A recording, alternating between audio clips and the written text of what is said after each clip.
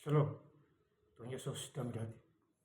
Firman Tuhan pada hari ini, Jumat tanggal 2 Mei 2025, yang saya dalam firman Tuhan 1 Petrus 2 ayat yang pertama hingga ayat yang ke-25. Demikianlah firman Tuhan. Karena itu buanglah segala kejahatan, segala tipu muslihat, dan segala macam kemunafikan, kedengkian dan fitnah.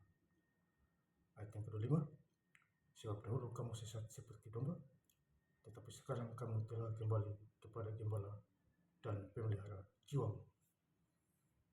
Demikianlah firman Tuhan. Untuk saudara-saudara sekalian saya cinta dan Yesus, firman Tuhan yang supaya kita semua. Di 1 Petrus 2 ayat yang pertama. Karena itu buanglah segala kejahatan. Jadi buanglah segala kejahatan yang lalu sudah berlalu. Jadi kita kembali kepada jalan Tuhan yang sebenarnya. Tuhan adalah jalan dan kebenaran dan hidup. Jadi kita kembali kepada jalan Tuhan. Buang kejahatan, segala tipu muslihat. Jadi kejahatan, tipu muslihat, buang semua. Tipu sana, tipu sini, dan segala macam kemunafikan. Munafik, buang semua. Ya, itu kejahatan itu maksudnya. Kedengkian dan fitnah. Kedengkian dan fitnah, kejahatan. Ya, itu buang semua maksudnya. Kemudian di ayat kedua, dan jadilah sama seperti bayi yang baru lahir. Jadi anggaplah kita ini seperti bayi yang baru lahir, tidak tahu apa-apa. Ya. Jadi kalau anak bayi itu tidak tahu apa-apa, dia tahunya mendengar. Tetapi kalau diajarkan dan kebenaran firman Tuhan setiap hari, sampai besar juga dia pasti memperkatakan firman Tuhan. Karena ia ada dengarnya hanya firman Tuhan, puji-pujian. Ya Bapak Saudara, jadilah bayi yang baru lahir. Jangan selalu ingin akan air susu yang murni dan yang rohani, supaya olehnya kamu bertumbuh dan beroleh keselamatan. Ya. Jadi kita bertumbuh karena keselamatan dari Tuhan Yesus Kristus. Ya. Kepada kita, asal kita yakin dan percaya kepada Tuhan kita Yesus Kristus, Juru Selamat kita.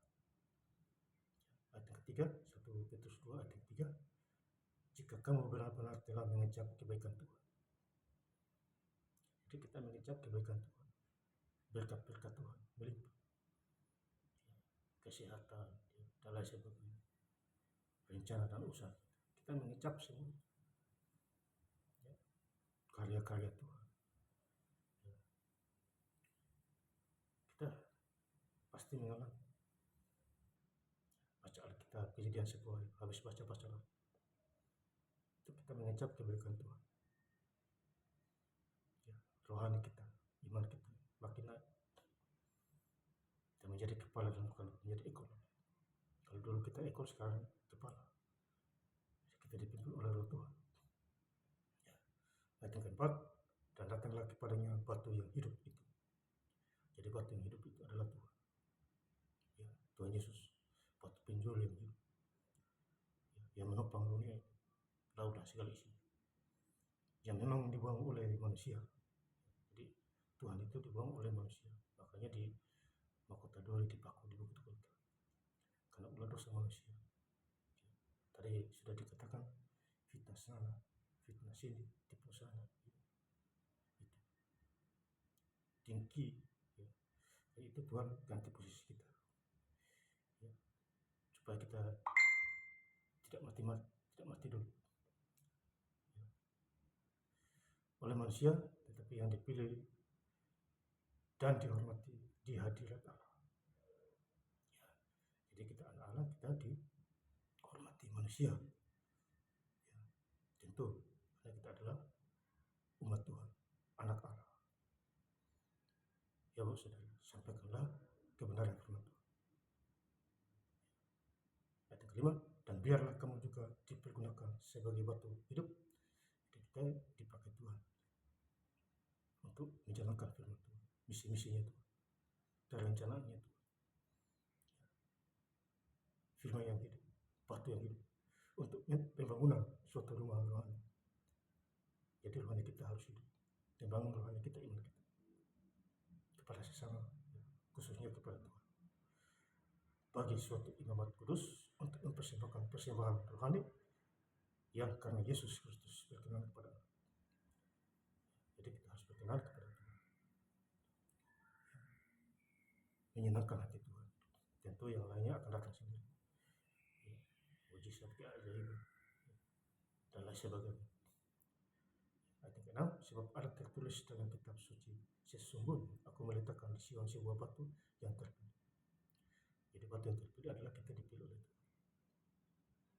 Tuhan Yesus datang ke dunia memilih kita untuk masuk dalam bagiannya, ya, melakukan yang terbaik untuk Tuhan. Sebuah batu penjulur yang mahal, dan siapa yang percaya kepadanya tidak akan diperlukan. Jadi kalau kita percaya firman Tuhan, kita tidak akan baca dan renungkan, lakukan firman Tuhan, kita tidak akan. Justru yang malu adalah orang yang di luar itu, mereka malu dan lain sebagainya terhadap. Ayat 9, tetapi kamulah bangsa yang terpilih.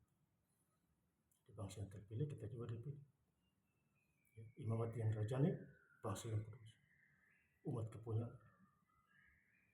Kita adalah kepunyaan Tuhan, umat kepunyaan Tuhan. Banggalah punya Tuhan Yesus Kristus sendiri, supaya kamu memberitakan perbuatan-perbuatan yang besar dari Dia. Jadi kita memberitakan perbuatan besar dari Dia,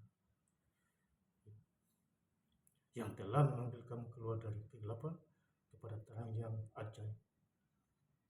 Jadi kalau kita dari gelap, Tuhan memanggil kita ke terang yang ajaib. Itu luar biasa. Tuhan masih mau pakai kita, asal kita sedia hati. Ada kemauan, ada niat, tentu itulah yang berkenan kepada Tuhan. Allah Bapa kita di surga. Ayat 16, 1 Petrus 2 ayat 16, hiduplah sebagai orang merdeka. Kita hidup sebagai orang merdeka, tidak dijajah lagi oleh roh-roh jahat, diintimidasi dan lain sebagainya. Ya, kita sudah merdeka, dan bukan seperti mereka yang menyalahgunakan kemerdekaan. Tidak ada orang yang menyalahgunakan kemerdekaan yang diberikan oleh Tuhan. Ya, padahal Tuhan Yesus sudah kasih dia kemerdekaan, tapi dia salah gunakan. Akhirnya susah menderita, ya, penyakit-penyakit dan sebagainya, frustasi, stres, kacau balau, ya, karena dia salah gunakan kemerdekaan yang diberikan Tuhan Yesus. Kejahatan-kejahatan mereka, tetap hiduplah sebagai hamba Allah. Jadi kita hidup sebagai hamba Tuhan. Ya, saya bukan pendeta, Bapak Saudara. Saya sekolah terbatas, ya, tidak tamat SMP, ya, karena kurangnya biaya. Tapi tidak cukup sampai sana. Tuhan punya perencanaan yang luar biasa. Maka itu aja pakai siapa aja bisa, ya, menjalankan firman Tuhan. Jadi hamba Tuhan harus bayar mahal.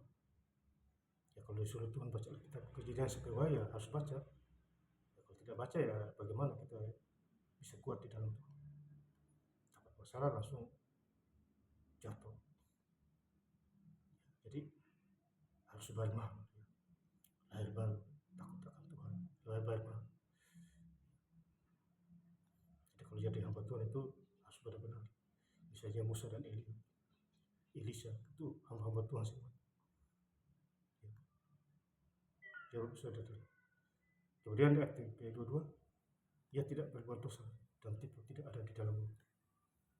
Jadi Tuhan Yesus adalah suci, dia tidak pernah berbuat dosa. Kita manusia banyak berbuat dosa, karena Tuhan dari surga, kita dari bumi.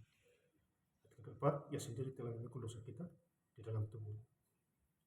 Tuhan memikul dosa kita di dalam tubuh, mati gara-gara kita di bukit Golgota. Hari yang ketiga dia bangkit pula. Hari Minggu pagi-pagi, ya, bangkit Tuhan Yesus. Ia telah mati terhadap dosa untuk kebenaran, oleh belu-belunya kamu telah sembuh. Jadi belu-belu kita sembuh karena darah Yesus Kristus menyelamatkan kita. Ayat yang terakhir 25, sebab dahulu kamu sesat seperti domba, tetapi sekarang kamu telah kembali kepada gembala dan pemelihara jiwa. Jadi dulu kita tersesat, sekarang kita kembali kepada Tuhan, dipelihara oleh Tuhan, ya, mengikuti jalan Tuhan. Nah, saya ingin lebih lengkap lagi membaca firman Tuhan pada hari ini, Jumat tanggal 2 Mei 2025, di 1 Petrus 2 ayat yang pertama hingga ayat 25. Karena itu buanglah segala kejahatan, segala tipu muslihat, dan segala macam kemunafikan, kedengkian, dan fitnah. Sebab dahulu kamu sesat seperti domba, tetapi sekarang kamu telah kembali kepada gembala dan pemelihara jiwamu. Terima kasih. Tuhan Yesus Kristus memberkati.